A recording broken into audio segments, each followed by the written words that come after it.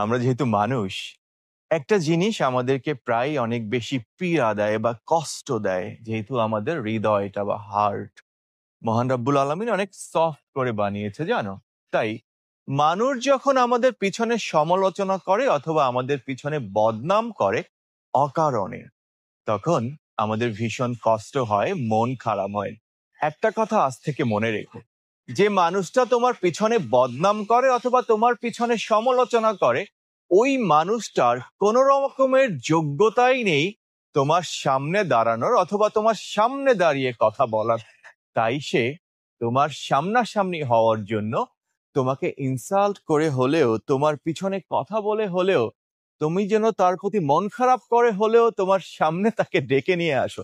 অনেক সময় কিছু কিছু সময় মানুষ এজন্যও বদনাম করে, এমন অনেক মানুষ আমার জীবনে পেয়েছি।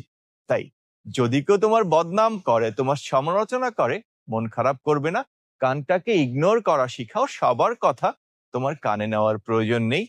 তুমি যখন ভালো থাকবে, তোমার শত্রু বাড়বে। তুমি যখন ভালো থাকবে, তোমার বদনাম এবং সমালোচনা বাড়বে।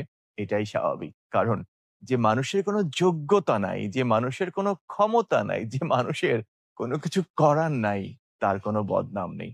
যার যোগ্যতা আছে, ক্ষমতা আছে, করার অ্যাবিলিটি আছে, তার বদনামও আছে, সমালোচনাও আছে। আবার কানটাকে ইগনোর করা শেখাও।